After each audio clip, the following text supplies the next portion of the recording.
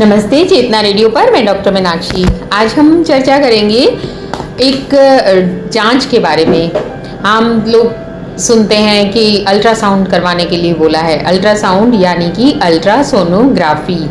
Ultrasonography एक प्रकार की जांच होती है जिसके ऊपर आज का चिकित्सा विज्ञान काफ़ी हद तक निर्भर हो गया है और मरीजों को भी बहुत ज़्यादा संतुष्टि मिलती है जब उनके इस तरह की कोई बीमारी, जैसे पेट में दर्द होता है या कोई ऐसी प्रेगनेंसी है तो अंदर बच्चे का स्वास्थ्य कैसा है, सब कुछ ठीक है। तो ये आजकल गांव-गांव तक सभी को इस चीज़ की जागरूकता है कि सोनोग्राफी करवानी चाहिए।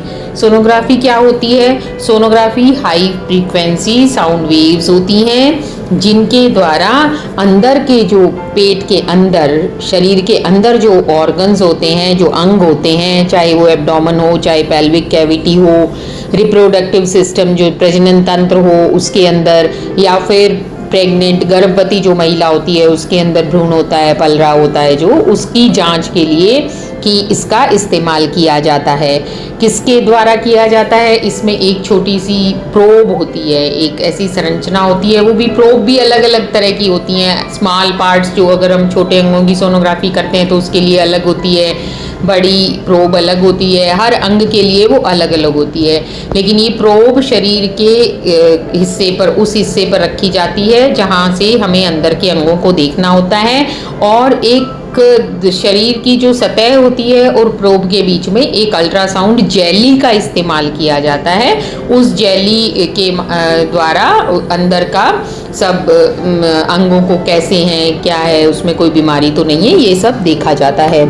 और इसके अलावा जब हम बात करते हैं कि कौन कौन से पार्ट्स की होती है ये सोनोग्राफी, सोनोग्राफी शरीर के करीब करीब सभी हिस्सों की, नेक में जैसे गर्दन में आप वास्कुलर ग्लैंड्स देख सकते हो, कोई बीमारी हो थायराइड की, पैराथायराइड की, या कोई ट्यूमर हो और वहाँ की जो नसों में कोई ब्लड सप्लाई में कोई दिक्कत तो नहीं है। इसी प्रकार ब्रेस्ट की सोनोग्राफी होती है, कोई ट्यूमर है या फिर जैसे फाइब्रोएडिनोमा वगैरह होते हैं, इनमें से अगर कोई जांच के लिए हमें मटेरियल चाहिए होता है तो नीडल के द्वारा, मोटी नीडल के द्वारा उस ट्यूमर के अंदर की कोशिकाओं को एस्पिरेट कर लिया जाता है, खींच लिया जाता है और उसकी फिर पैथोलॉजी जांच होती है, तो उसे FNAC कहते हैं, फाइन नीडल एस्पिरेशन साइटोलॉजी। इसी प्रकार जब हम एब्डोमेन की बात करते हैं तो लीवर, पैंक्रियाज, स्प्लीन, और फिर उसके बाद नीचे चलते हैं तो जैसे महिलाओं में यूट्रस, ओवरी, बच्चेदानी है, अंडाशय हैं, इनका अध्ययन किया जाता है। इसी प्रकार पुरुषों में प्रोस्टेट का अध्ययन किया जाता है। फिर गुर्दों का अध्ययन किया जाता है, गुर्दों में कोई सिस्ट तो नहीं है, कोई स्टोन तो नहीं है।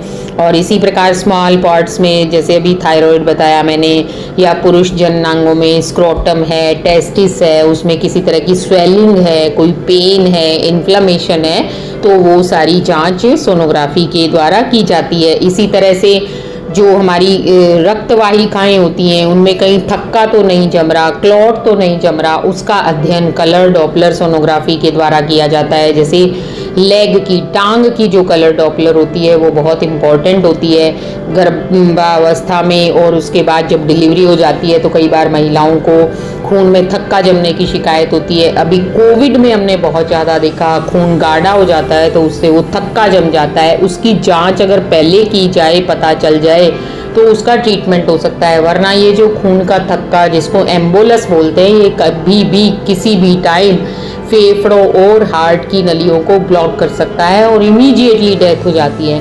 तो समय रहते अगर हमें ये थक्का कहीं किसी अंग में या टांग की वाहिकाओं में बना हुआ है, रक्त वाहिकाओं में, तो अगर समय रहते पता चल जाए तो इसका ट्रीटमेंट जल्दी स्टार्ट हो जाता है ताकि ये मूव नहीं कर पाए। इसी प्रकार किसी भी अंग में यदि पेन है, दर्द है, स्वेलिंग है, सूजन है या इन्फेक्शन है, तो बॉडी के जो इंटरनल ऑर्गन है उनके अध्ययन को हम सोनोग्राफी के द्वारा हम उसका अध्ययन कर सकते हैं। ये पेनलेस टेक्निक होती है, इसमें किसी प्रकार का कोई दर्द नहीं होता, रूटीन OPD प्रोसीजर है, डायग्नोस्टिक टेक्निक है, और इसके लिए रेडियोलॉजिस्ट जो होते हैं उनको सरकार प्रमाण पत्र देती है, उसमें एक विशेष शिक्षा होती है और उसके द्वारा कई प्रोसीजर्स भी किए जाते हैं जिनके लिए मैं आपको, जैसे अभी मैंने FNAC बताया, इसी प्रकार से उदाहरण के तौर पर अमीबिक लीवर एब्सिस, कहीं भी एब्सिस हो गई तो उसको आप सोनोग्राफी गाइडेड सोनोग्राफी से आप देखते जाएंगे और उसको एब्सिस को ड्रेन कर सकते हैं। और इसी प्रकार जब गर्भावस्था में सोनोग्राफी करवाते हैं तो पहली बात तो ये होती है कि ये कभी भी इसकी किरणें पेट में पल रहे भ्रूण के लिए हानिकारक नहीं होती हैं। जैसे एक्सरे, CT, MRI, इनकी किरणें बच्चे में रेडिएशंस जो होते हैं वो हानिकारक होते हैं, लेकिन अल्ट्रासाउंड द्वारा अंदर पल रहे भ्रूण का अध्ययन एकदम 100% सेफ होता है। उससे रेडियो जो फ्रीक्वेंसी वेव्स हैं उनका बच्चे पर कोई असर नहीं पड़ता। दूसरी बात ये बताना चाहूँगी कि ये आमतौर पर एक जानना उत्सुकता रहती है कि सोनोग्राफी अगर हम एब्डोमेन की करवाते हैं, पेट की करवाते हैं, तो उससे पेशाब की थैली का क्या रिलेशन है। देखिए, जो अंदर के ऑर्गन है, जो यूट्रस है या ओवरी है, पेल्विक ऑर्गन जो है वो जो पेशाब की थैली, जो हमारा ब्लैडर होता है, उसके जरिए ये वेव्स जाकर के उन ऑर्गन्स को ऊपर उभारती हैं और उन्हीं जब ब्लैडर फुल होता है, पेशाब की थैली फुल होती है, तो ये ऑर्गन्स ज़्यादा अच्छे तरीके से दिखते हैं। इसलिए आपको सोनोलॉजिस्ट बोलते हैं कि आप खूब सारा पानी पिए, जब बहुत तेज पेशाब आए तब वो सोनोग्राफी करते हैं। इस प्रकार सोनोग्राफी चिकित्सा विज्ञान में और मरीजों के लिए एक बहुत उपयोगी तकनीक है, डायग्नोस्टिक टूल है, जिससे हम बीमारी का निदान कर सकते हैं।